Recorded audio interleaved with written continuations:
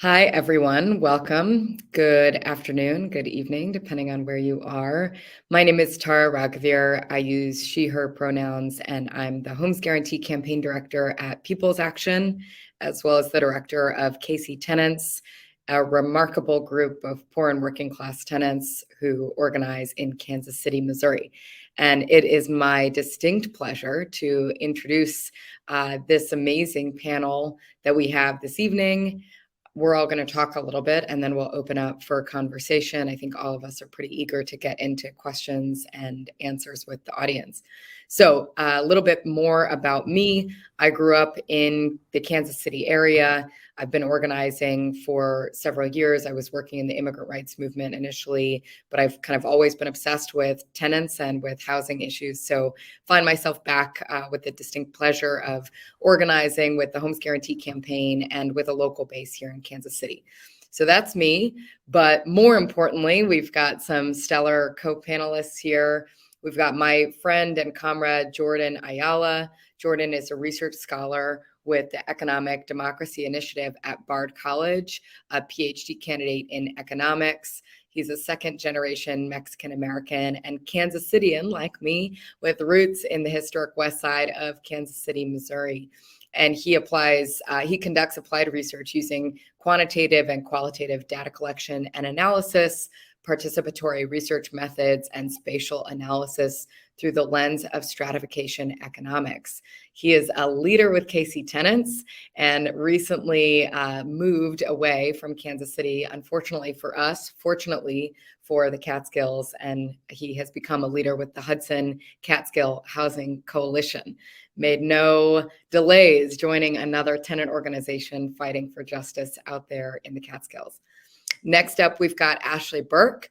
Ashley is a third-year law student at Georgetown University Law Center with a master's in developmental economics from Oxford University. She's currently a student attorney at the Rising for Justice Eviction Defense Clinic and hopes to become an eviction defense attorney after graduation. She's also a member of the Housing for All Coalition in Washington, D.C.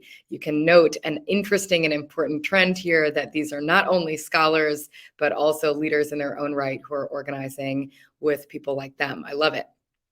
Last, but certainly not least, a very close friend and comrade, Daniel Aldana Cohen, known to some as DAC, assistant professor of sociology at the University of California, Berkeley. He directs the Socio-Spatial Climate Collaborative and co-directs the Climate and Community Project.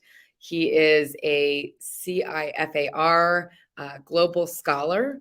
In 2018 and 2019, he was a member of the Institute for Advanced Study in Princeton, New Jersey, and he's the co-author of a wonderful book called A Planet to Win, Why We Need a Green New Deal, that was put out by Verso in 2019.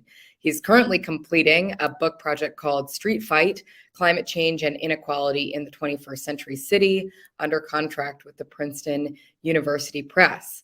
So what a panel. Can't wait to be in conversation with all of you, and hopefully DAC's Wi-Fi modem brings him back to us shortly. I just wanted to start with a couple of opening words about the Homes Guarantee. Of course, this is a panel about the Homes Guarantee and the Jobs Guarantee. We've got economists, we've got lawyers, we've got Daniel and his climate expertise, all thinking about how these issues intersect. I wanted to start by just sharing a little bit more about the Homes Guarantee and where it came from. But I actually want to start with a quote, and I'll tell you who this quote is from in just a second. The quote goes like this: "Housing shortage is no accident." Let me start over because I want to make sure Daniel hears this. "Housing shortage is no accident. It is a necessary part of the social order where private splendor and public squalor is the order of the day. Only forcible overthrow of all existing social conditions will enable us to solve this problem." So unbelievably. So this is a quote from my grandfather. These are words delivered in a speech that he gave in Mysore, India in 1977.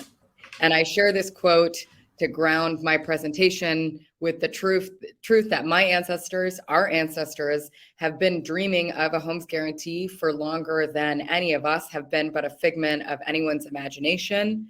I also share this to say that the Homes Guarantee is not just this brilliant grassroots campaign that I get to work on today, but it's a struggle that's connected to global struggles. It's a struggle that predates any of us or the organizations that we currently organize with. The struggle for decommodified housing is really a struggle for a just world. And today's clarity about the need for housing to be guaranteed as a public good instead of commodified is not new, but only newly urgent in a world on fire. So again, my name is Tara. I'm the director of the Homes Guarantee campaign at People's Action. At every level of my work organizing tenants, the core problem is clear. Racial capitalism underlies our land and housing policies, forcing people we all know and love into impossible choices between the food and the rent, their health and their homes. So real justice is predicated on our commitment to unraveling this rotten system of racial capitalism and to imagining and organizing to win a different way forward. So the Homes Guarantee is a campaign with a simple premise. We live in the richest country in the history of the world. We can and we must guarantee that everyone has a home, period. This is a simple premise that is complicated by what I like to call a conspiracy of the profiteers that has stifled our imagination, leaving us to believe that housing is a commodity, not a human right, and that it must be delivered by the private market. The Homes Guarantee is a campaign that aims to transform housing from commodity to public good and to guarantee housing as a human right once and for all. This is a campaign that begins with imagination, but it doesn't end there because we all need and want to win a Homes Guarantee. So of course, right now, our country falls woefully short of delivering on this promise. I will further ground us by sharing a couple of stories of the leaders, some of whom you know, who have shaped the vision for the Homes Guarantee that we have today. Tiana Caldwell is a leader with the base at Tenants. She's the descendant of slaves, the granddaughter and daughter of veterans who did not benefit from the GI Bill. She grew up in poverty in Parsons, Kansas. Tiana was diagnosed with ovarian cancer in the spring of 2018 and forced to choose between her treatments or paying her rent. Her landlord evicted her and her family became homeless, spending $300 to $500 a week to live in a hotel for over 6 months. And then she went on to found Tenants and imagine the Homes Guarantee. Vernell Robinson is a leader in New York. She's a public housing resident in Far Rockaway, Queens. Vernell survived Superstorm Sandy and experienced undrinkable water and mold after the storm worsened the city's already crumbling public housing. David Zoltan was injured on a job, lost a leg, and discovered that less than 1% of all apartments in Chicago where he lives are both affordable and accessible. He finally found an accessible place to live, but it cost $1,050 a month, and his disability check is only $950. And after Jermaine Abdullah got out of prison, he lived in a homeless shelter for 3 years. The shelter was filthy, the roof leaked, and roaches crawled on the sink and toilet seats. To Jermaine, the shelter felt like prison all over again. These stories, of course, are not isolated or extreme, but rather very typical outcomes of America's systemic and racialized housing emergency. America's land and housing policy since the earliest days of this settler state has been built on theft, extraction, and exclusion. And this failure is more pronounced now during a raging pandemic where tens of millions were laid off, people got sick, kids were sent home from school. In the beginning of the pandemic, in the absence of a vaccine, housing was the vaccine, right? We were all told to stay home, to keep ourselves and our communities safe and healthy. But for so many, that was never an option. And for so many still, that is not an option, especially in a world where all of the existing federal protections against evictions are now gone. And so many of us never lived in a world where those protections meant anything for our neighbors in communities that did not respect those federal protections while they existed. So we have a vision for a better and different world. We have a vision for a world in which housing is guaranteed as a public good. And critically, this vision came from the people who I just told you about and many more. Tiana, Vernell, David, Jermaine, we're all deeply involved in imagining a homes guarantee. And that's because we believe that the people who are the closest to the problem are the experts of their own solutions and should be the architects of their own liberation. So the final thing I want to talk to you about is what exactly is the homes guarantee as they've imagined it. They have imagined that this is not a time for dancing around the edges. This is not a time for incrementalism. In fact, Tiana Caldwell has said, death to incrementalism. This is a time for overhauling the system. So we need a homes guarantee that will build at least 12 million units of social housing and eradicate homelessness, reinvest in a radical way in public housing, protect renters and bank tenants through policies like universal rent control and a national tenants bill of rights, pay reparations for centuries of racist housing policy, and end real estate and land speculation once and for all. So fully realized, our idea is that this sweeping set of proposals would guarantee housing as a human right. So I wanted to just start there by grounding folks in the Homes Guarantee campaign. If you are not familiar with it, how we get to that homes guarantee is literally the question that keeps me up at night. That's why in the other half of my time, I organize with Casey Tenants, because it's my belief that only through organizing powerful, relentless tenant unions everywhere and all the time will we win a homes guarantee. But I know that we will win. And with that, I'm going to hand it over to my comrade Jordan, who is going to tell us a little bit more about the intersection of the homes guarantee and the jobs guarantee. Right on. Very powerful, Tara. Thank you so much. Good evening, everyone. Jordan Ayala, he, him. I'm a research scholar with the OSUN Economic Democracy Initiative at Burke College and a PhD candidate in economics. And I'll be giving the one slide deck presentation that you'll have to endure this evening. And then we'll go into more of a discussion session, but really appreciate y'all being here. I'm really honored, really humbled to be here to speak with these four incredible panelists. So I'll jump in and hopefully everything should work for me like it did earlier.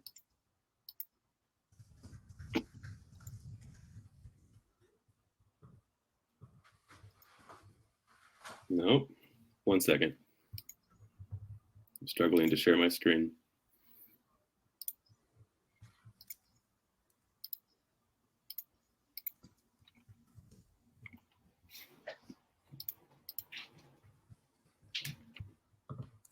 I get a little help from the moderator. I'm actually struggling a little bit. I can't figure out where the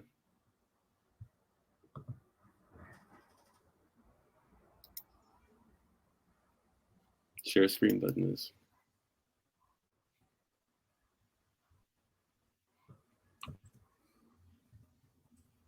Maybe because I'm a moderator? Well, I may just go into the remarks.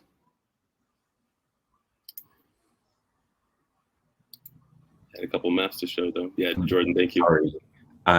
If you could actually send those to me, I could share them for you, I think, and that could work. What's the button that I should be seeing here to do this?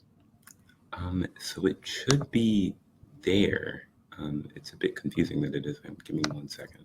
Apologies.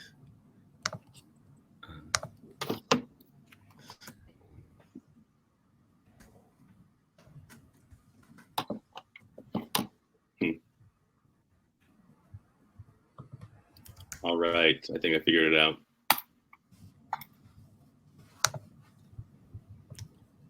All right, can you see my screen? Apologies for that, y'all. All right, so here we go. I can do both things at once. So this presentation I'm giving here today leans on collaborative research work efforts that I'm working on with Dr. Clara Irrazabal-Zurita at the University of Maryland, as well as other collaborators, too many to list, working with me in the historic Northeast of Kansas City, Missouri, and with the community organization Groundwork NRG in Kansas City, Kansas. In the presentation, hopefully this will work. There we go. I hope to provide, I'll provide a statement on how the failure to care for our basic economic rights to shelter and participation in meaningful work can begin to be redressed through federal investments in a homes and job guarantee, and an introduction to these two ongoing small-scale participatory policymaking and community betterment efforts in Kansas City, Missouri. Housing insecurity and unemployment in our cities are national problems requiring a national response. There are important differences across community contexts, but important similarities in social and spatial dynamics. For example, white supremacy in the built environment that generates isolation and segregation of residents and community displacement. As humanity becomes ever more urbanized, cities are an ever more effective scale to intervene and better understand what is required to provide the right to employment and housing for all. A federal job guarantee program, together with the support of locally based policy and planning initiatives and a homes guarantee program, could bring us much further than we have ever come before towards securing these basic economic rights for all. In the United States, the federal job guarantee proposals have long been present in civil rights movement work, and such a proposal is also featured in the speeches of Sadie Alexander, the first Black American to be awarded a PhD in economics in the United States, who is featured in Professor Anita Banks' incredible new book.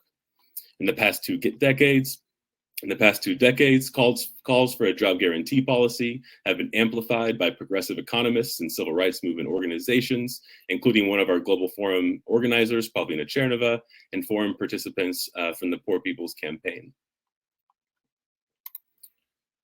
In these two maps you see here on the screen, hopefully will load fairly quickly. On the left, you have the white unemployment rate from 2010 to 2019, and the Black unemployment rate on the right. And I'll note, because those legends are difficult to see, the highest category is above 14% unemployment. And you'll notice that even with the different colors, those darker areas, it's quite a different picture for white workers and Black workers in this country. In the US, housing and labor markets continue to structure advantage for whites built upon the oppression of and extraction from Black, Latinx, and immigrant communities in cities across the US. Social identity-based discrimination, contemporary and historical, underlies the development of our cities.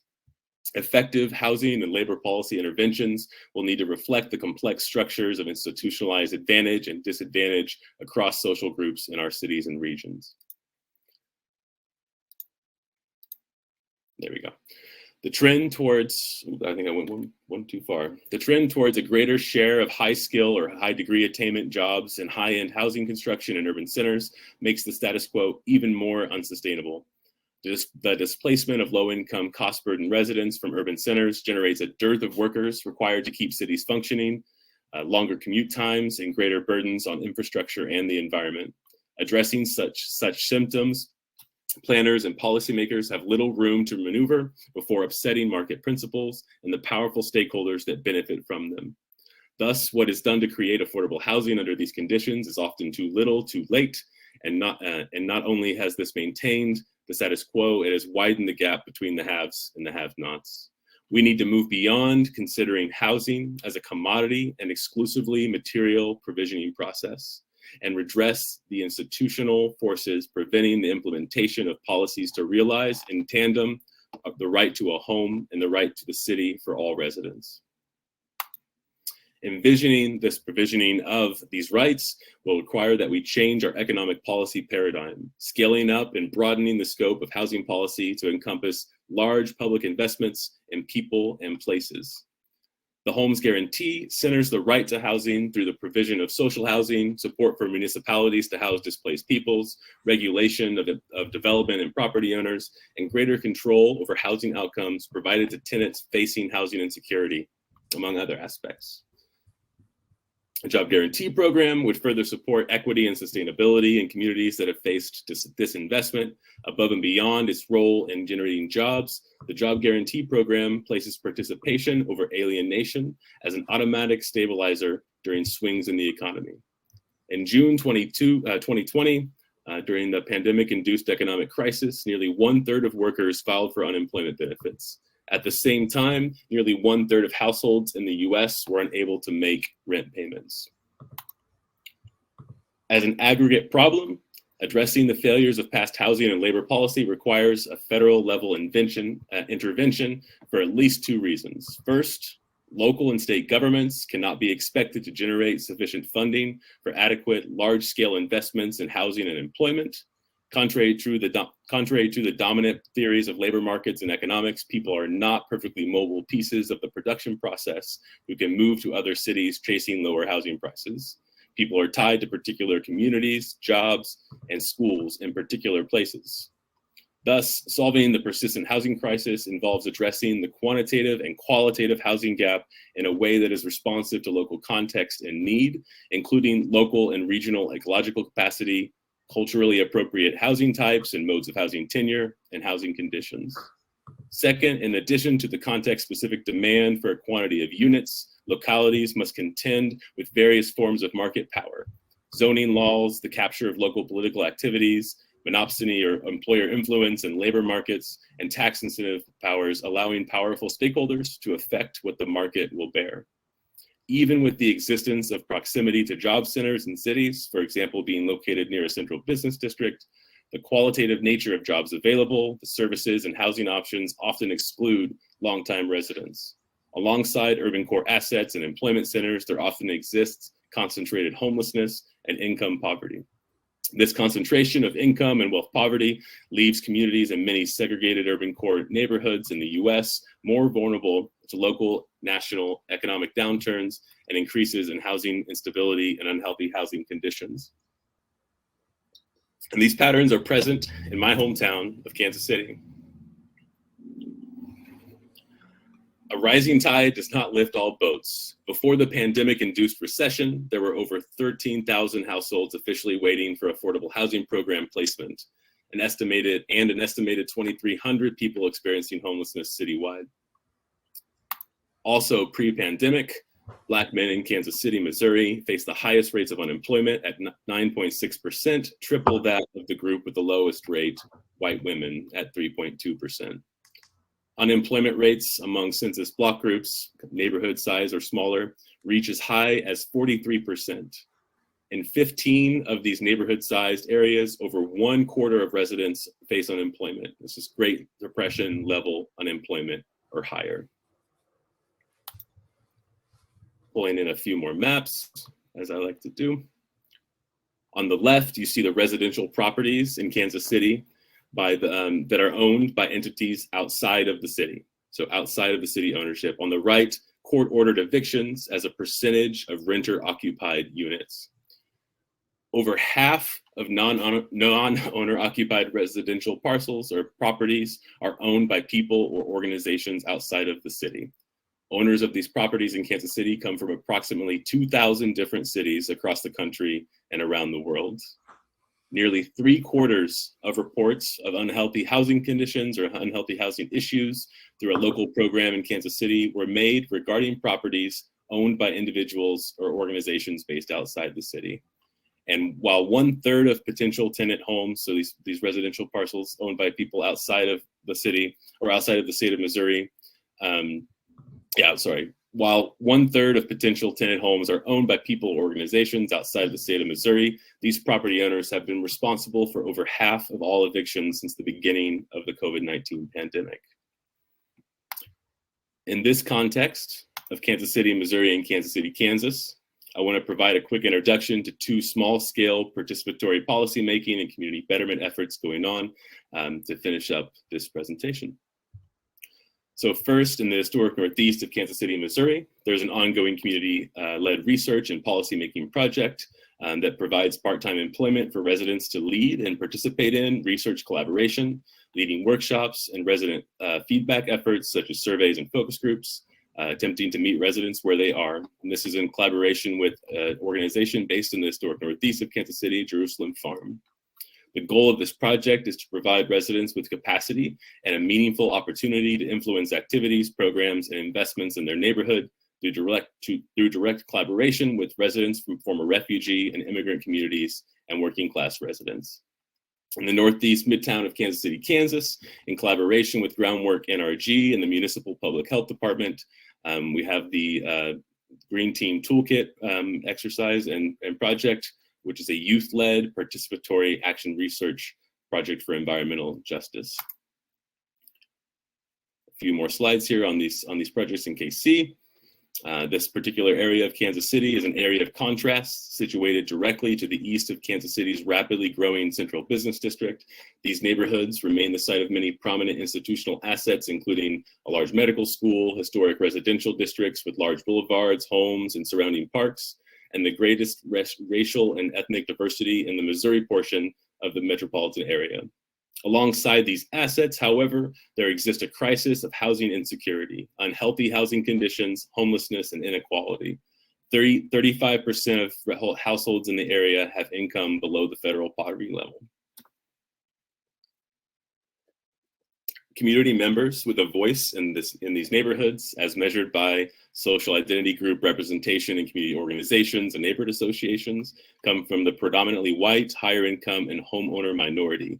Nearly 60% of occupied housing units are occupied by tenants in this area, with 75% occupied by tenants in the rapidly gentrifying Pendleton Heights neighborhood.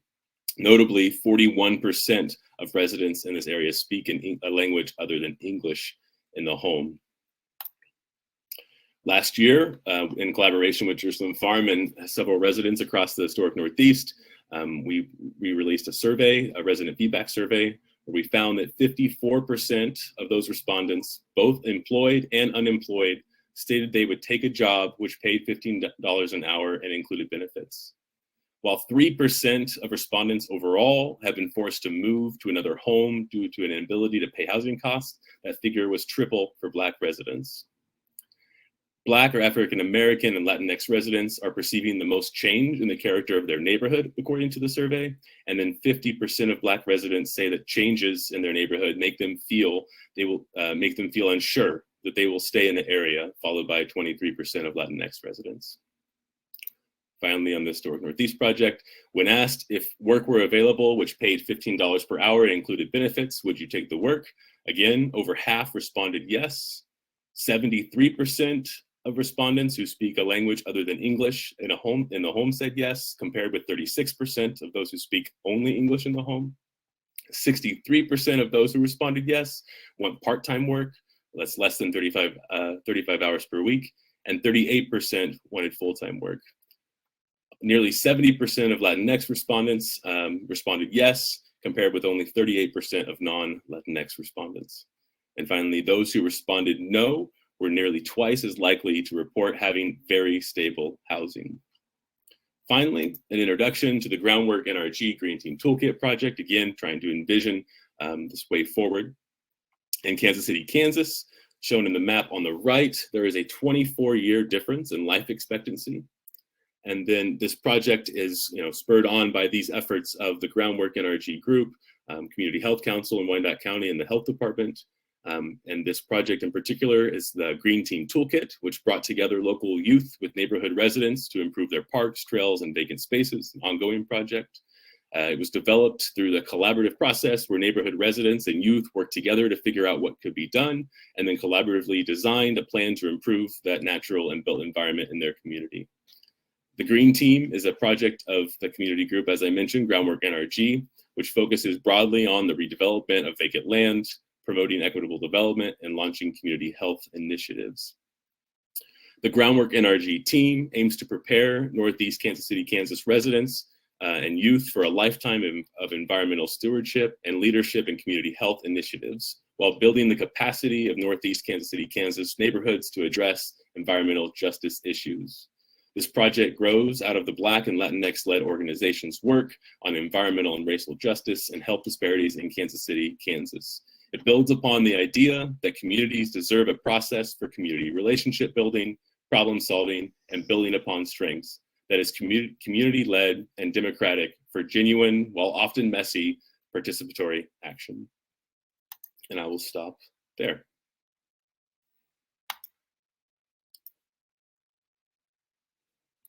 And try to figure out how to stop sharing my screen.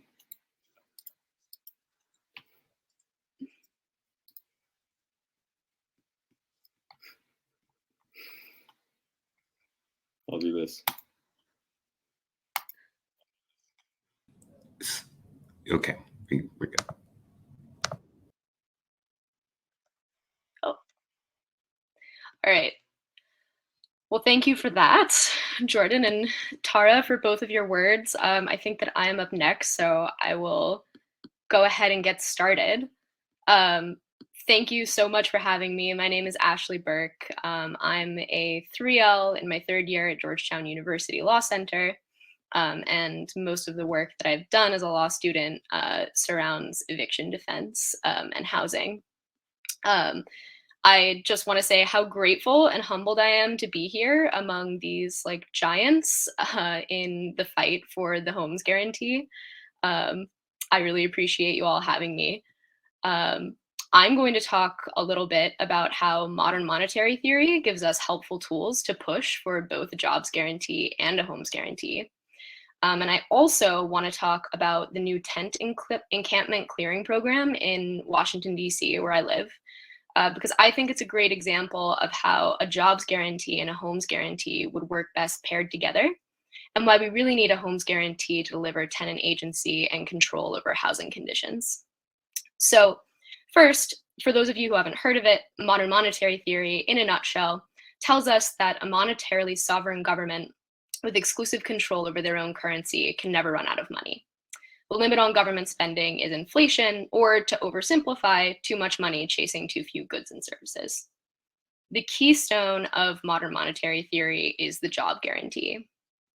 To keep rising wages from causing inflation, mainstream economists try to keep a subset of the population permanently unemployed. Rather than accept unemployment, jobs guarantee employs everyone who wants employment and stabilizes prices by setting a living wage as a price floor. The job guarantee provides everybody with a public option for employment, a decent alternative to the private job market. Similarly, a homes guarantee provides an alternative to speculative housing by building new social housing units, seizing properties from exploitative landlords, and converting them to tenant-controlled co-ops and community land trusts, making federal spending on public housing mandatory, charging rents based on real cost-based or income-based formulas, and instituting a tenant bill of rights. The jobs guarantee and the homes guarantee work really well together because while the jobs guarantee ensures everybody has a living wage income, the homes guarantee keeps landlords from stealing that income. The homes guarantee also gives tenants agency over their housing conditions, something that the jobs guarantee can help with, but can't fully deliver on its own. I want to give an example from DC to illustrate what I mean by that. So DC has this new pilot program for tent encampments, which have grown over the course of the pandemic because a lot of unhoused people would prefer to live in a tent, which is not as risky for the spread of the COVID-19 virus as certain congregate shelter environments. The city decided to permanently clear several of these tent encampments recently, and this is what the pilot program encompasses. In exchange, they promised to offer permanent housing to every resident who qualified. On Monday, the city carried out the first eviction. They evicted a tent encampment in the formerly predominantly Black, now overwhelmingly white neighborhood of Noma. It's been gentrifying fast in the past 10 to 15 years. The city say that they targeted this encampment first because it's a health hazard, but it's hard to ignore the racial dynamics. White residents of brand new luxury apartments in the area don't like reminders of poverty suffered mostly by Black people and people of color, and they complained about the encampments to council members. This isn't the sort of thing that usually makes national headlines, but this eviction has been widely publicized because the city bulldozed a tent while a man was still in there. Nobody who was employed by the city bothered to check if anybody was still in the tent, and this isn't the first time that they've done this, because they were so intent on clearing everybody out in one day. He's all right now, but he did have to go to the hospital and he could have died. The city did not, in fact, follow through on their promise to offer housing to everybody at the encampment before evicting them. And one man that I talked to wasn't offered housing specifically because caseworkers only came to the encampment during hours when he was working, because he is employed. Even if they had offered everybody housing, that doesn't mean that the city provided a viable alternative to homelessness. I found out yesterday that some of the housing that they offered people was at Park 7, which is a building that's infamous for unlivable conditions. Some people don't want to go to that building because they think, with good reason, that it will be worse than living outside. There are recorded instances of rat bites, mold that have caused people to have serious medical issues, and some possibly to pass away from the respiratory illnesses that were caused by the mold. The landlord of Park 7, Christopher Donatelli, is racist. He owns multiple buildings, some mostly white, others with mostly Black tenants. And the mostly white, more affluent tenants get repairs, while Park 7, which has mostly poor Black tenants, is grossly neglected. And despite several lawsuits that have been pending for years, the landlord hasn't done anything to fix the conditions. Donatelli can charge a lot of money for housing that's barely better, or in some cases worse, than living on the street because his tenants are poor Black people who have few other options. He used the money he saved from neglecting repairs to buy himself an estate with a golf course. Tenants have organized and have in fact protested at that very golf course estate, but the conditions are still abhorrent in that building. I give this example because I think it's a great illustration of the potential of both a job guarantee and a homes guarantee to give people more agency over their lives. A job guarantee allows somebody to walk out on an exploitative employer without worrying where their next paycheck will come from. The homes guarantee would allow you to do the same thing, but to your landlord. And I think it's vital that we fight for both policies because they boost each other's benefits. A job guarantee would ensure that everybody gets a living wage, and that would give a lot more agency to the people living at Park 7. In addition, some of the jobs created by the jobs guarantee could involve keeping up the conditions of housing in somebody's neighborhood, so they could really feed on each other very directly. Also, some of the tenants might be able to move to a building with a slightly more attentive landlord if they were given jobs guaranteed jobs which paid a living wage. But I do want to note that even if everybody earned a living wage, the control that landlords have over housing conditions, especially for poor tenants, wouldn't dissipate much. People need to control their housing directly so that landlords can't threaten horrible conditions at the lowest end of the housing market to push rent prices higher and higher. We also need to seize properties from landlords like the one at Park 7, who made a fortune exploiting tenants. A guaranteed living wage and benefits will go a long way, but it won't shift control totally away from landlords and ensure that tenants have decent living conditions everywhere. And that is why I think that it is very important to have both a jobs guarantee and a homes guarantee, and why the work of advocates and pushing for both is so vital if we are going to live in a better world. Thank you.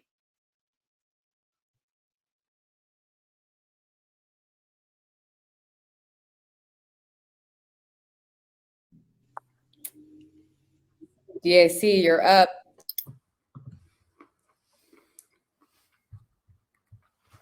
All right. Hi, everybody. Picked the wrong moment to put nuts into my mouth. My name is Aldana Cohen. I am a professor of sociology, assistant professor of sociology at Berkeley, but I'm at home right now in Oakland. Oakland is a city where the median household income is about $75,000, where the average home price is about $800,000. I'm looking out my window, I can see at least 6 tents where unhoused people live. Could not imagine a more glaring set of contradictions in Oakland, where there is so much space to build abundant green social housing, more wealth than anybody here has any idea what to do with, and yet a massive crisis of houselessness. But one can imagine a more glaring contradiction because the entire United States, and indeed the entire world, is full of these enormous contradictions of wealth alongside disinvestment in extremely shocking levels. And yet we are told by serious people that there's nothing we can do about it, which is not true. I'm going to use my time today. I agree with the presentations made so far. It could not convince me any more of the need for a homes guarantee. I want to make the argument that a homes guarantee is foundational to the labor movement and to the broader working class movement. Since this is a conference on democratizing work, I basically want to argue that on the American left, there is a disturbing conflation of the labor movement and the struggles around union conditions, which are very important, but in a way that leaves housing struggles to the side as a kind of sectional issue, whereas the real labor struggle is considered to be a struggle of jobs only, rather than what I think is the more appropriate way to think, which is that the homes guarantee movement and the jobs guarantee movement are a single unitary project to defend and lift up working class people, BIPOC communities in particular. Neither one can operate without the other. Now, I say this as somebody for whom unions have been very important to my family. I spent my entire time in graduate school, 8 long years, helping to build the first graduate employee union at a private university in the United States. At NYU, we won a very good contract after 7 years of struggle, and I enjoyed lower cost dental care for 1 year after that. Big win. My older brother lives in a household in New York City. The union pays the health insurance for his children, for his partner, for him. It is the difference between him being or not being, or having access to a decent middle class life. My older sister is a professor who's in a union. If she were not in that union, then the long-term chronic illness she has suffered in recent years would have cost her her job. So union contracts, union jobs are essential. They are essential. At the same time, I think to defend the lives of workers and of poor people, we need to think about democratizing work more broadly. We need to include housing. Let me start with an anecdote from Sao Paulo, where I do a lot of research on housing and climate politics. One of the greatest housing movement leaders there, who's kind of in the sunset of his career, Manuel Del Rio, was a labor organizer in Sao Paulo in the 60s and 70s and the early 80s. And in the 80s, he realized that the workers that he was organizing were being displaced from the central Sao Paulo neighborhood where they lived near their factory further and further out in the city. They had longer and longer commutes. And what he realized was, wait a minute, I learned from literally Karl Marx that what the boss does is they lengthen the working day, but they keep the pay the same. That exploitation consists in the unpaid hours of work. And what that means is that gentrification that pushes people further from their job is wage theft. It is simply wage theft. When an economic totality, the city of Sao Paulo and its elites, cause workers to travel more and more hours, literally every day, to get to and from work without raising the wage, that is wage theft. Many working class residents in Sao Paulo commute literally 4 hours a day to and from work, unpaid hours. That's wage theft. And in fact, he didn't make this point, but others can make this point about much of the global South, where often factories like auto factories would underpay workers and leave those workers to build their own homes in the favelas or in the shanty towns of those cities.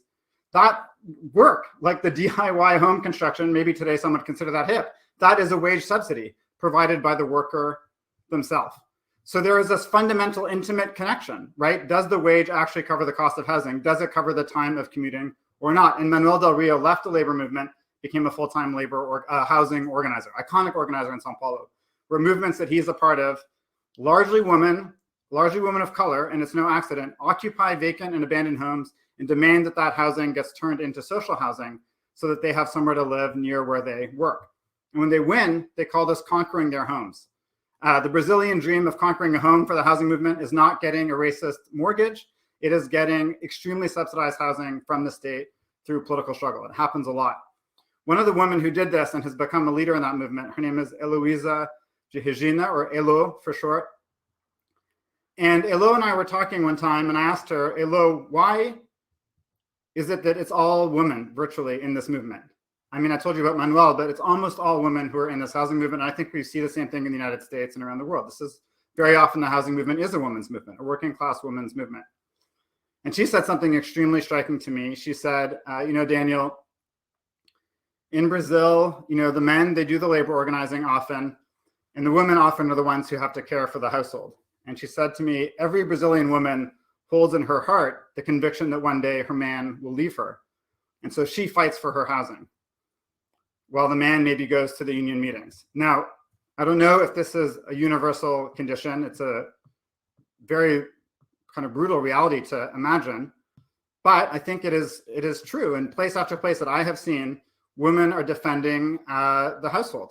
They're leading the housing movements. And there is something, I think, kind of patriarchal about an idea of the labor movement that only considers the formal job when it is so often women who are doing the work to make life possible. I mean, you literally cannot go be a worker and not have any kind of housing at all. It is a foundational condition for social, community, and even just physical life to have some kind of housing. And I see, in my eyes, a very gendered division of labor, as it were, when we think of the labor movement as fundamentally about workers only, and very often privileging workers in hard hats, male workers in hard hats, as the kind of emblem of the labor movement. But we leave out working class women's struggle for housing, which is so fundamental to securing any basic quality of life whatsoever for working class people.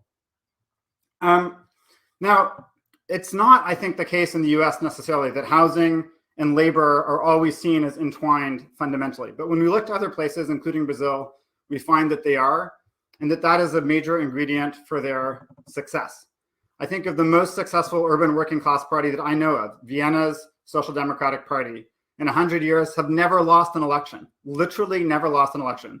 They were outgunned by fascists in a civil war in the 1930s, but they never lost an election. And what has been their signature issue for 100 years? Building social housing. 1/3 of Vienna's housing is public-owned housing of the highest quality. Another third is off-the-market, decommoditized housing owned in various cooperative forms.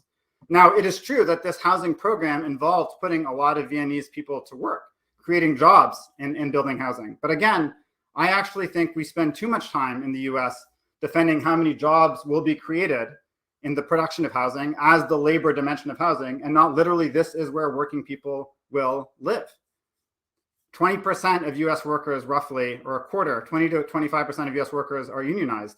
100% of US workers need somewhere to live, 100%. We could go to France, take another example. In France, the Socialist Party and housing provision are inseparable in the popular imagination. The Socialist Party mayor of Paris right now, Anne Hidalgo, basically the fourth mandate in a row of Socialist Party mayors, they've got now up to 1/4 of Paris's housing is social housing.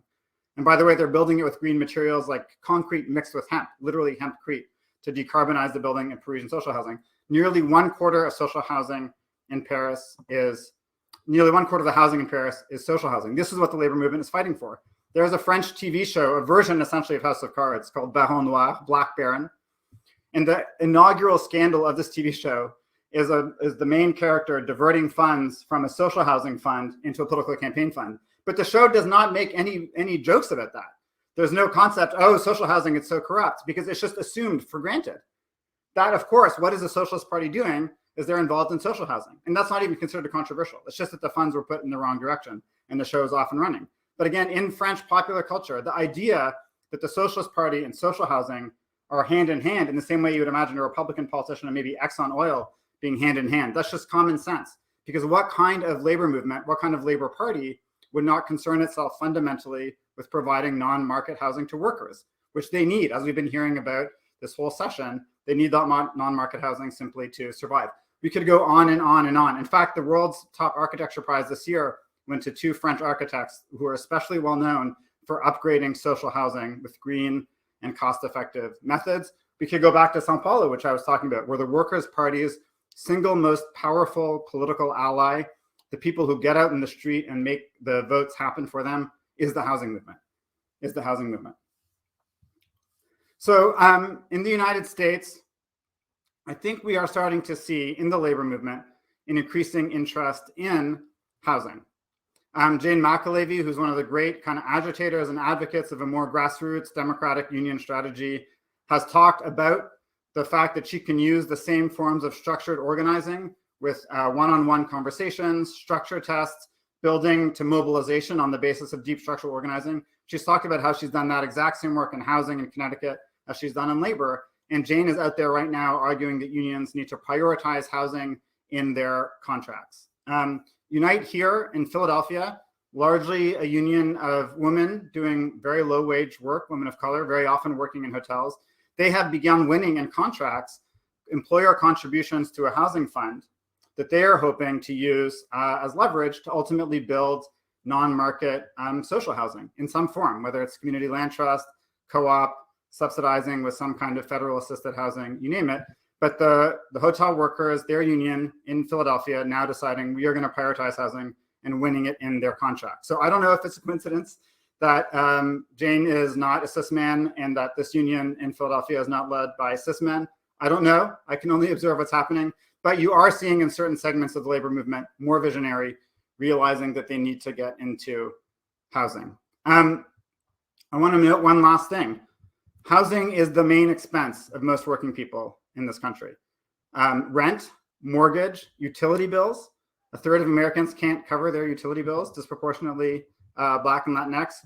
Imagine how much easier it would be to democratize work by going on strike if people were not terrified of eviction or foreclosure. That is literally the number one expense, is just keeping a roof over their head. And we have right now a US progressive movement that I think often sees housing as being on the side. We are in a moment where Nancy Pelosi is on the verge of bargaining away housing in the Democratic Party, seeing it as a secondary concern to jobs. Where are these workers supposed to live?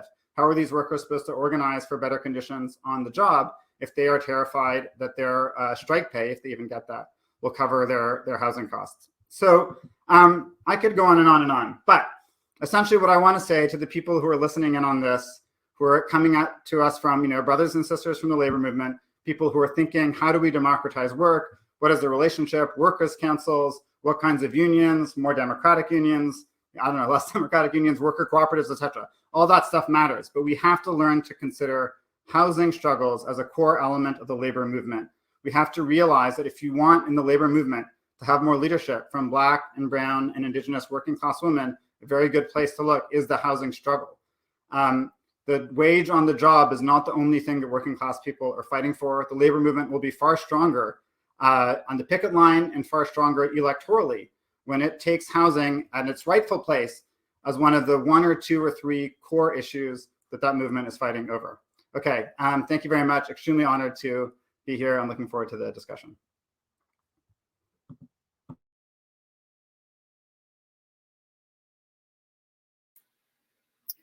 Thank you so much, Daniel. We're going to move into the Q&A section. I'll help moderate and look through the chat. So please, if you have any questions, go into the Q&A box, the Q&A select option up by chat, people, Q&A, and Twitter, and enter your questions. We do have a couple already in the chat that I will read out for us to jump in on. So please, out of my three other panelists, please jump in on this one. How do we assure quality in social or public housing, especially in the U.S. context, but other places too?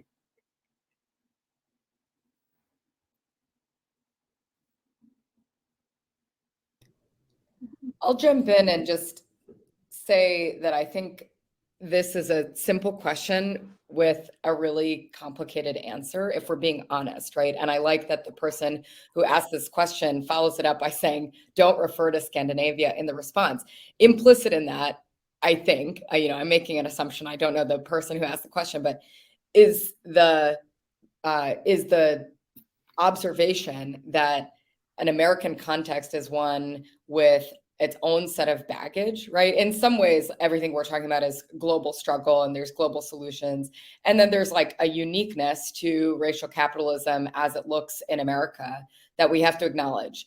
So one very quick answer that I have here is like mandatory minimum spending to ensure that racism and like racist, evil politicians don't crack away at this program when we win it, right? Public housing had all of the promise to be the foundation for what could have been a much larger social housing program in this country. And as Daniel can go into more detail around, the very beginnings of the design of that program were infiltrated by industry interests and racist interests. And then in the last 4 decades, we've seen a very successful bipartisan campaign to stigmatize and ruin public housing. Very, very successful, right? To the extent that like public housing residents today, some, not all, believe that they are living in shitty housing and they want out, right? And they're not wrong to believe that because they have to heat their homes with their freaking stoves, right? And then not only just public housing residents, but the broader public has such an ingrained stigma against public housing by now because of this campaign, right? It's not by accident that we have all of these horrible beliefs about public housing. It's because it was a campaign orchestrated by the profiteers who would rather make money off of our homes in the private market than us have a program to guarantee housing as a public good.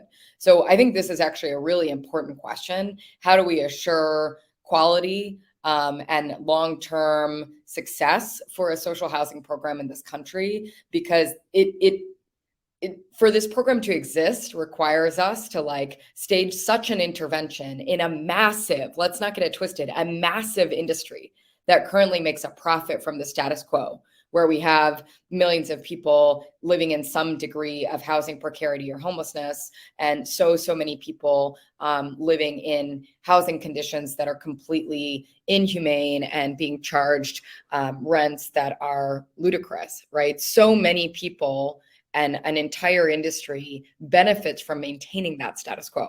So in order to really seriously consider the alternative, we have to consider building an alternative that is not available to infiltration by those profiteers and by the racists that we know are going to be lurking around it. I don't know that I actually answered what you were trying to ask, but I was more agitated in a good way by the kind of follow-up around Scandinavia. Thanks. Maybe I could just say a word on that. It's a really good question. Like is exactly what Tara was saying. So I just pasted a link to a book, Classic Professor, Reading Assignment, in response to the question. I think the story that's not widely enough known, Tara was alluding to, is during the New Deal, there was an effort to build high quality social housing in the United States, at the time called modern housing. And one of the leaders of this was a woman, Catherine Bauer, who had an affair with this other urbanist, Lewis Mumford. He's much more famous. It went badly because he got very upset that she became like really interested in intellectual things. And that story is very hilariously told in this book. But essentially, she goes to Europe, she sees what's going on there, the beautiful new forms of social housing there, comes back to the US, understands that this is not going to happen without the labor movement, founds the Labor Housing Congress with trades workers in Philadelphia, and starts agitating for a model of really high quality housing provided by the public sector to complement and supplement the private market in the United States. And she has allies in the Public Works Administration, one of the most important institutions of the New Deal. And they set out and they're building pretty good public housing, and the real estate industry gets involved. Now, the propaganda is that the public sector can't build good quality housing, and that any person who would experience that housing would be scandalized and it would be terrible and they would hate it. But who is actually afraid of the public sector building housing is the real estate industry, because they don't want to compete with good quality nonprofit housing. The nightmare of the real estate industry is the public sector actually being able to adequately fund housing production, because they will do it very well. And in fact, you know, you didn't want to talk about Scandinavia, but you go all over the world and other parts of Europe and other parts of the world as well. And you will find the public sector is perfectly capable of hiring good architects. We know where to find them. We have LinkedIn.com now, among other services, and paying them to produce really beautiful housing. So what the real estate sector did is it made two key interventions throughout the late 1930s and early 40s. One was capping the per unit investment allowable for the federal government to put into public housing. So to Tara's point, instead of capping investment, giving a low ceiling of investment per unit, we need to put a high floor so that we are building good quality housing that anybody would be happy to live in. That's the hallmark of success of any social housing system in the world. And then second, what the real estate industry did is they said, we're only going to allow this housing to be built to be eligible for the poorest of the poor, right? In the same way now we argue about means testing, the real estate industry understood if we means test at a very restricted level who will access public housing, it will simply be seen as kind of emergency housing of last resort that everybody will try to escape from. That was the tier of housing that became known as public housing in the US.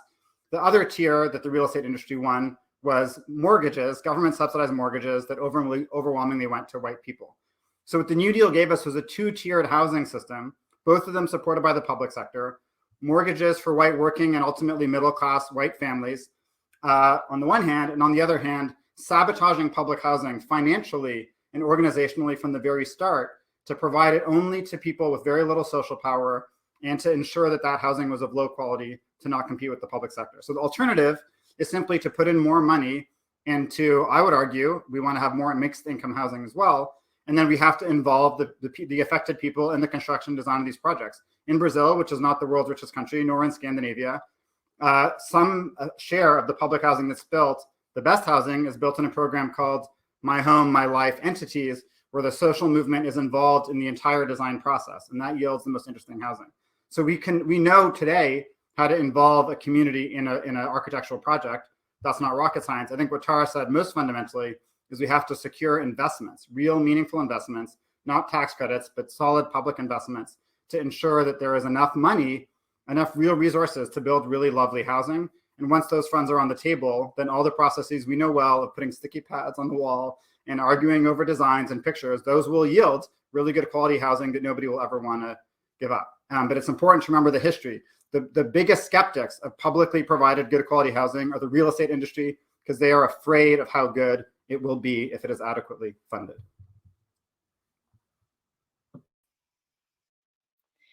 Yeah, can I just jump in really fast and flash forward in history to the late 90s, early 2000s. I think exactly what Tara and Daniel were both talking about in terms of people who stand to profit in the real estate industry from private housing, pushing this narrative that public housing is always bad and poorly done, resulted in the Hope 6 program in the late 90s, early 2000s under the Clinton administration. Which essentially was a massive federal investment in a devolution of public housing from federal spending to local spending, which meant really no spending at all. And a massive amount of the public housing stock that existed at that time, even if, a fair amount of it, I think there was a report that came out that it was about 6% of the public housing stock was crumbling and in really bad shape. They used that report to sell off a lot of the public housing stock in major US cities to private developers. And at least in DC, this was a huge hit to the public housing stock as it existed at the time. And the DC local government took up the Hope 6 federal program that funded this sell-off of public housing to private developers for the sake of gentrification into a local program called the New Communities Initiative, which is even now destroying public housing in DC. And so there's this thread of not only defunding public housing, but moving the responsibility for public housing, social housing from the federal government into local governments who aren't able to spend in the same way that the federal government is able to spend. So that's just another little piece of the history and the destruction of public housing in the US. One thing to add there before we move on to the next question, that was really great for the KC context as well, Ashley, that we have the Paseo Gateway Choice Neighborhoods Initiative, which replaced, again, fast forwarding a little bit, the Hope 6 program in lots of ways. That in the particular neighborhood that I spoke about in Kansas City, Missouri, led to the demolition of about 142 units that were replaced by a third of those units in mixed income developments, which with a nonprofit housing developer that made exorbitant bonuses off of these projects that was well set to reap these profits off of nonprofit housing development channels, that has really led to kind of a lot of what I was referring to in my presentation with regard to exacerbating this inequality, the socio-spatial inequality, even with these sort of seemingly well-meaning neighborhood level interventions to produce public housing that cut it into 2/3 off of what was available in the neighborhood. So I'll stop there. I think let's go over to Zdravka's Zdravka Todorova's question in the chat. I think there's a bit to expand upon there. Aside from running parallel to the JG, could you elaborate on ways the Homes Guarantee could be a part of the job guarantee created public jobs? I think, Ashley, maybe do you have some thoughts on that?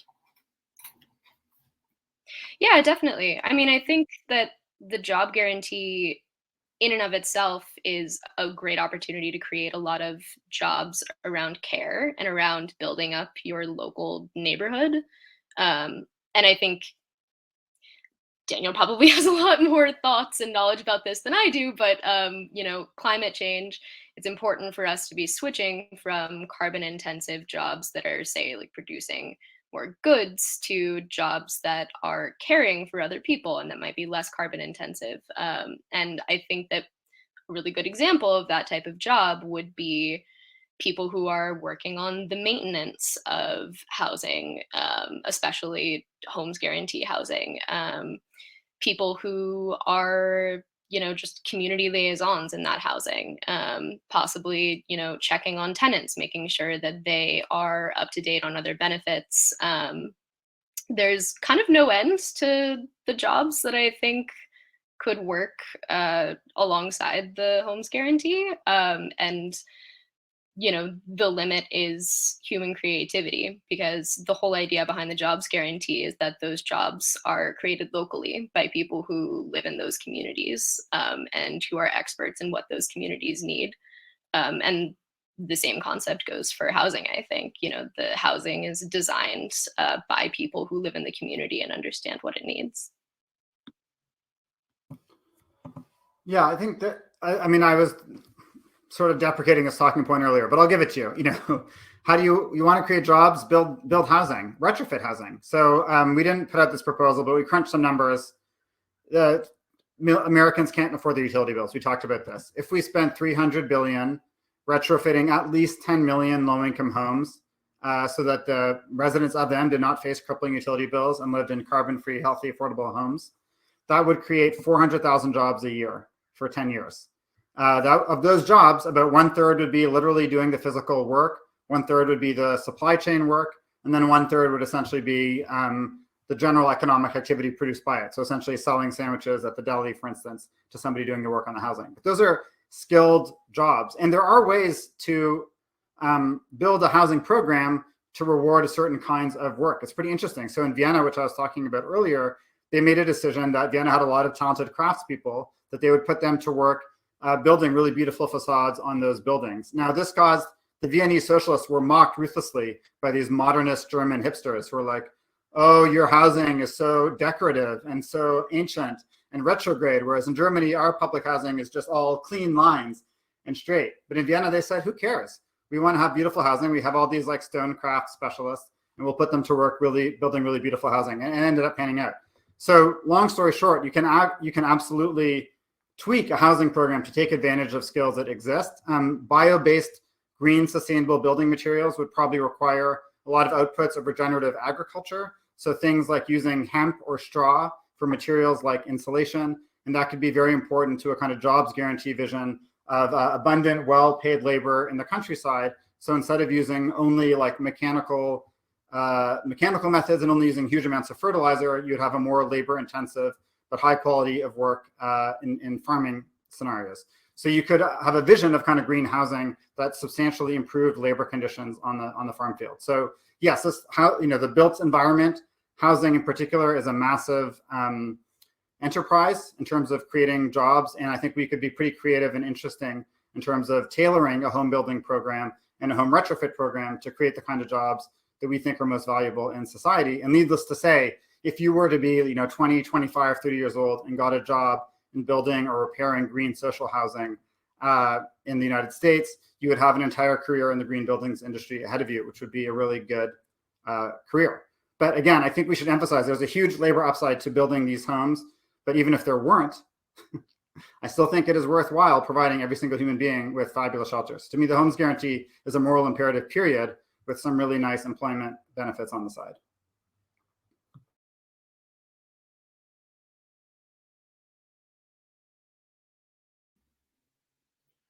Very great responses. And I just one quick thing to add there is that you do have opportunities for kind of determining and setting up those participatory structures. Alex Kolokotronis and a few others were speaking earlier today about different methods for pulling together, those participatory elements of determining what these projects look like in places, building upon the participatory budgeting processes that are in place in other areas.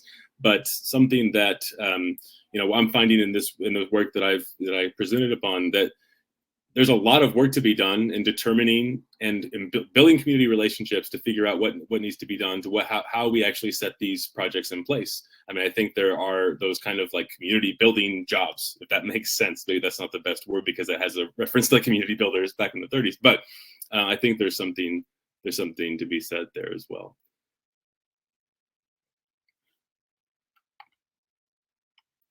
I might throw it back to Daniel here for Podi's question. Can Daniel explain how housing could be used to stabilize the unit of account so funds map reliably to resources without leaving people behind. And we might have to bring Poti on to explain a little bit further, but Daniel, do you have something to say there?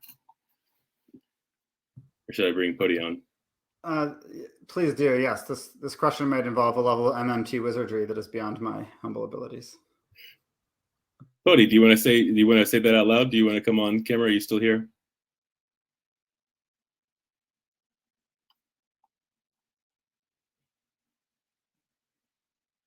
Okay, well, let's move back to Christina's. I just realized we missed one 20 minutes ago in the chat about the financialization of housing, or like the picking up of housing across the U.S.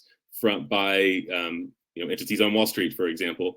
Do y'all have some comments to say about this kind of activity? I know you've been seeing like a huge uptick in Kansas City with the cash for homes purchases and cash for home signs and this type of activity, people getting inundated with calls. I lived in my former landlord's home, first home, and I was getting text messages, mailers literally daily.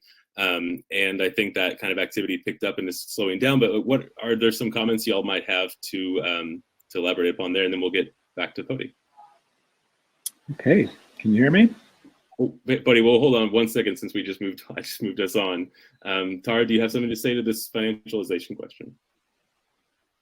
Can you just repeat the question? I want to be sure I understand it. The purchase, like the bulk purchase of homes, right? The investment in buying up homes across cities, like it's happening in Kansas City, where you have, different entities like these cash for homes entities that are aggregating, right, the purchase of homes.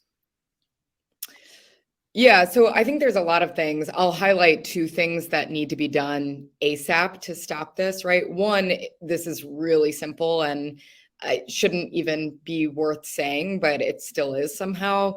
We need to regulate the shit out of this practice and not, make it so that it is not profitable. Wall Street has been in the practice of financializing our homes for decades at this point, and their little tools and tricks that they've used to do this more and more and better over time have never adequately or even semi-adequately been addressed by any sort of federal policy. One really small example here is we are living in a world where for the last year and a half, the federal government has handed out more money than ever to these companies that are the perpetrators of these sorts of dynamics. And the government has failed to use any of that bailout as an opportunity to restrict, right, to put any regulations on the funds. Even now, right, Maxine Waters, the chairwoman of the House Financial Services Committee, has a bill that she's trying to get passed through reconciliation that would speed up the process of this rental assistance money, which is already a bailout to landlords, speed up the process of landlords getting that money without having to notify their tenants, okay? The first draft of this bill was utter shit, if I can just say that. It was so bad, right? Not even a single restriction on any of this, where the landlords are just getting a free check and they don't even have to tell their tenant. The whole premise of this program ostensibly is that tenants get to keep their homes, but there's no eviction protection. The landlord could just get the check and not even tell their tenant. Horrible. So finally, the version of the bill that they're actually considering now, thankfully has a 4-month eviction protection, but even that is kind of horseshit. If I had been writing the bill, right, it would have come with all of these other restrictions if the landlords are going to get the money, right? Rent controls, a ban on source of income discrimination, disclosure requirements, because all of these companies, part of the reason we can't regulate them is that we as their tenants and the regulators, the supposed regulators in DC, have no idea even a fraction of their business practices, who owns these things, who their investors are, et cetera. So there are so many ways that we could be regulating at the federal level now, and we're not. And that lack of regulation is what makes all of these Wall Street schemes more and more profitable over time. And it allows all of this playground for them to kind of continue innovating, et cetera. So that's one thing that could be done to reverse. I don't know if that would reverse, but at least chip away at some of the dominance that they have over our homes right now. I had another idea, but honestly, it's completely escaped me. So let me stop talking and hand it to Ashley or Daniel if they have something else. Yeah, I want to. Sam Hummel just posted in the chat the investment banks and hedge funds Blackstone group, and this is a trend that has been picking up since the financial crisis. I think since like 2013, Blackstone and its subsidiary Invitation Homes, which is a real estate investment trust, has been buying up single family homes and renting them out, and then securitizing the income from those rentals in kind of a similar way to like mortgage-backed securities that caused the '08 financial crisis. And one thing that I found really worrying about that is that the way that they were selling those securities, and they issued like hundreds of millions worth of these securities over the past like 10 years or so. They were selling them by saying that it's actually safer than mortgage-backed securities in the financial market because tenants have fewer rights than mortgage holders do. And so if it came down to a foreclosure, like the equivalent being like an eviction for a tenant, it's a lot easier for them to get that tenant out of the home and to get another tenant into the home and to keep that stream of income going so that you wouldn't have massive amounts of the portfolio defaulting at the same time. And as of right now, Wall Street hasn't coalesced like a massive amount of the total single family housing or even just generally like housing market in terms of rentals, but they have managed to get a huge market share in certain mid-sized towns, especially in the places that were hardest hit by the financial crisis and that had like the largest number of foreclosure defaults. And what is an issue there is that those tenants, even though other tenants might have an option not to have a Wall Street landlord, the tenants who live in those places in particular don't have a lot of choices if Blackstone owns like half of the housing in a given suburb.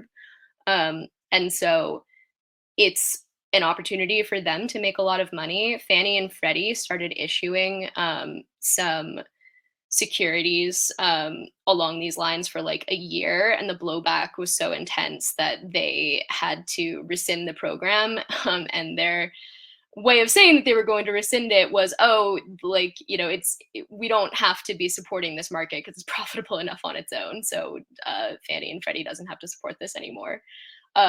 So yeah, it's an interesting trend. I don't know if it's going to become a bigger problem than it is now, or if it'll die out, but it is happening and it is definitely worrying as it stands right now. And exactly like Tara was saying, like there's very little regulation around this.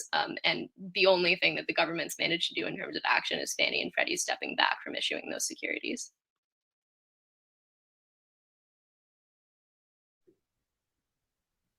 The last thing that I'll just add in, I see Tracy's on the call. I feel like I've learned a lot from Tracy Rosenthal, who organizes with the LA Tenants Union about expropriation and how it could be used. I mean, I think that's kind of like the ultimate answer is like seize the properties from these, you know, robber barons who have bought them unduly, seize them and like turn them into the beginnings of a big social housing program that could be run by this social housing development authority that Daniel linked to in the chat.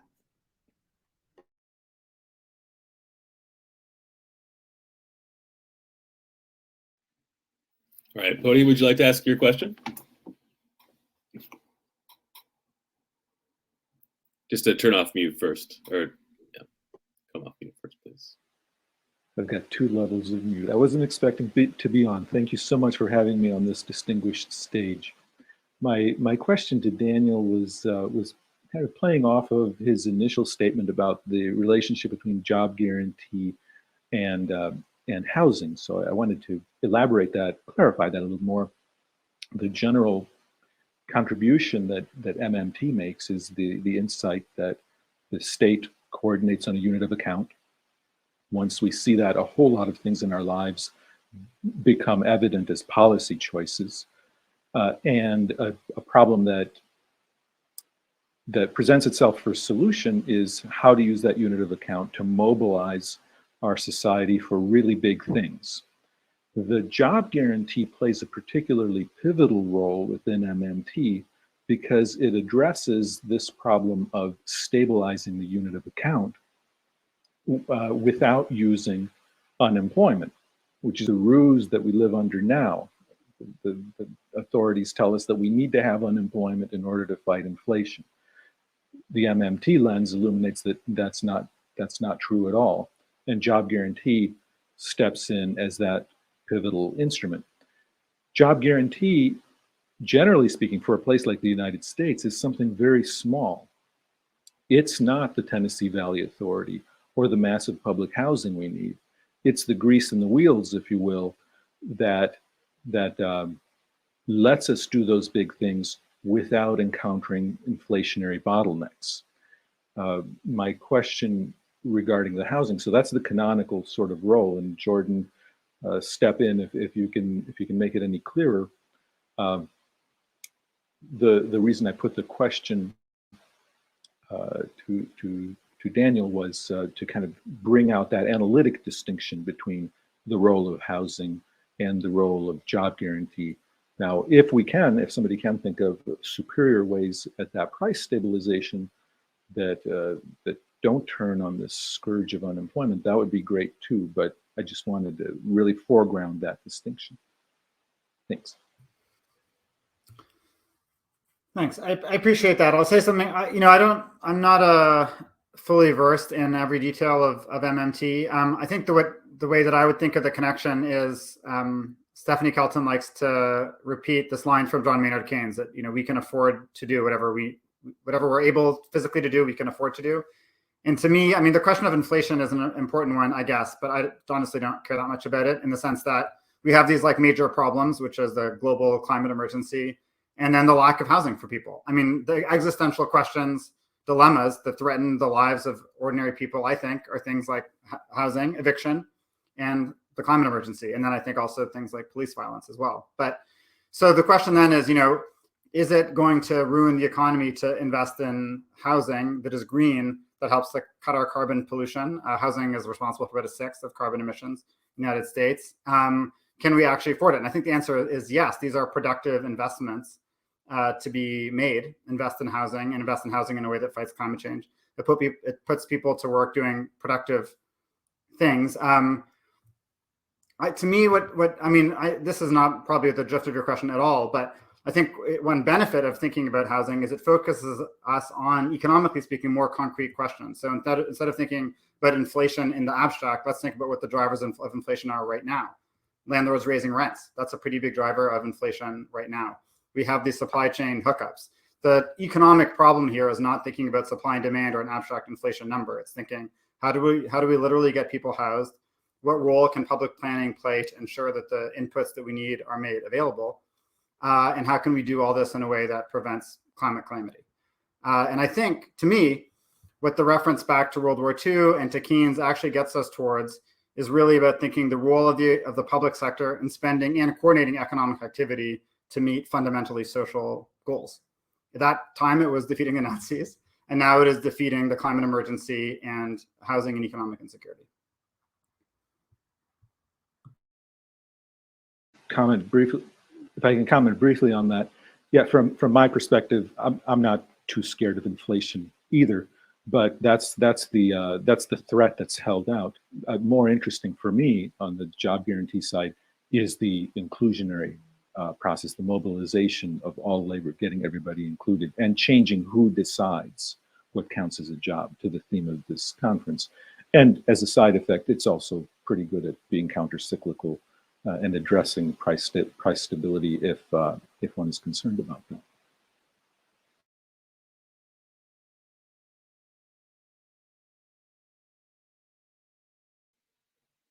All right, thank you, Poti. If you just hit leave in the top of corner, you won't leave the session. It'll just be the video, and we'll get back to wrap things up. It's in red next to the top of the screen where you see our videos.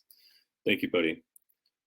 I just want to put this out there, I guess, to in the last 5 minutes we have. Does anyone want to share any other final thoughts? Tara, do you have any kind of grounding in some of the work that you've been doing in the last few weeks? Do you have any thoughts, Ashley or Daniel, that you'd like to leave the audience with before we wrap things up?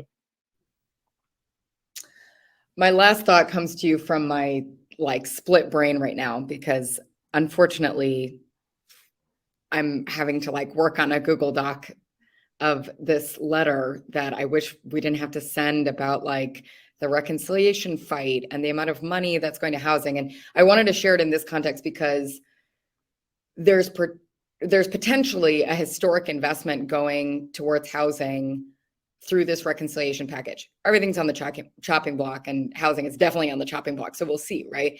The reason I feel so conflicted about like this silly little letter that, let's be honest, no one's actually going to read, but I have to send tomorrow apparently, is like I and we, like our leaders, aren't energized around demanding more money for vouchers, right? Like our leaders aren't energized around demanding more money to ultimately further entrench us in a system where our homes are profit-making instruments for some and deeply insecure, unhealthy, treacherous for us as tenants.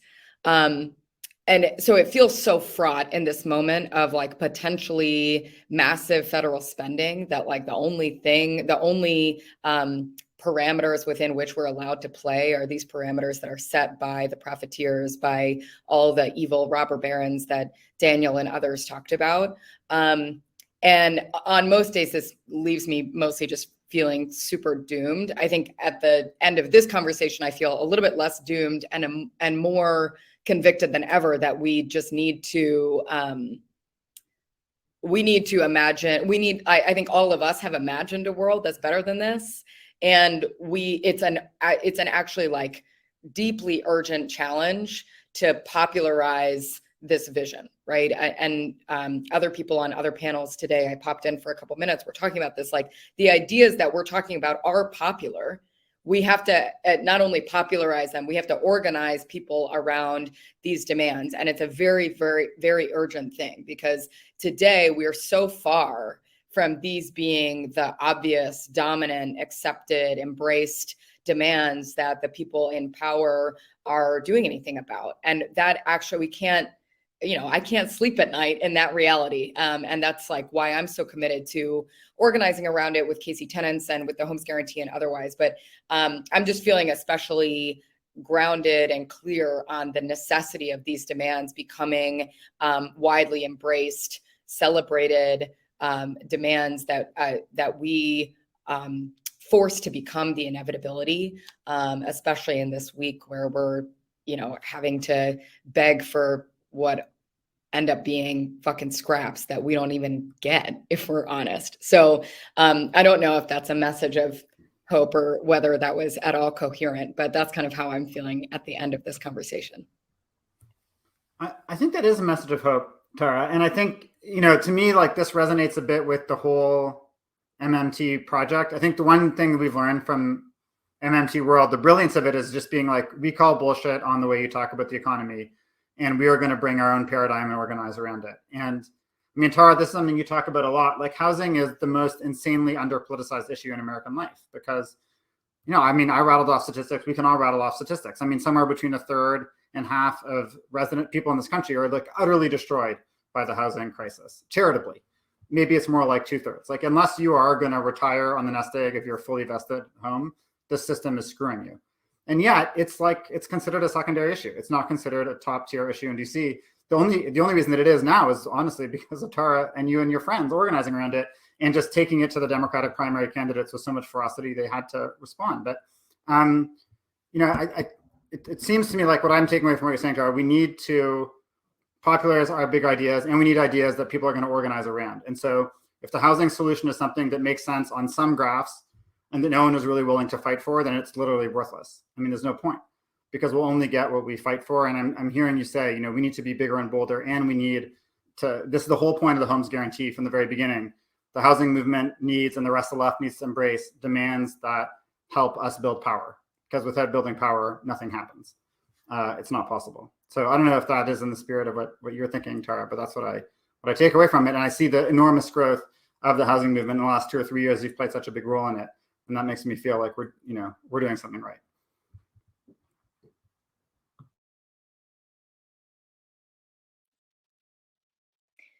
I second everything both of you just said 100%. I also think that it's hopeful.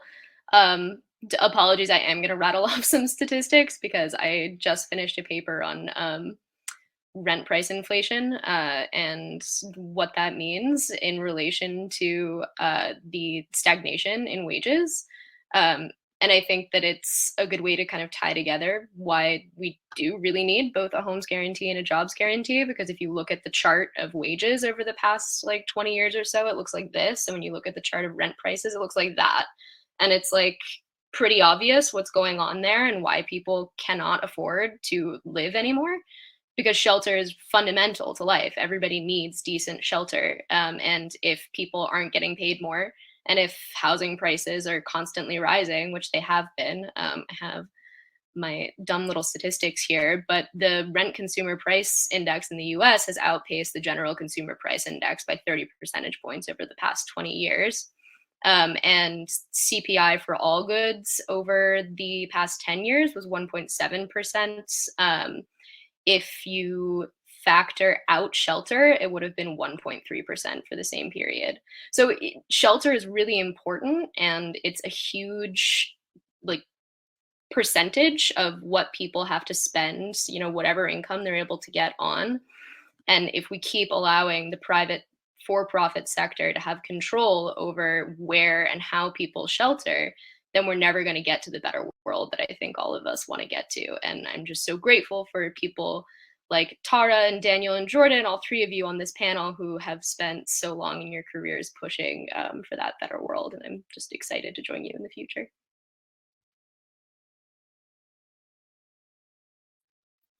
I think those are beautiful words to end us on this evening. I'm tempted to play the video of Tiana, but I will refrain. Thank you all so much for joining us for this conversation. Deep gratitude to all three of you for participating in this conversation with us at the Global Forum on Democratizing Work. Hope to continue these conversations offline. And please feel welcome to reach out to the organizers if you have any further questions for any of the session panelists this evening. Thank you all, and have a wonderful evening.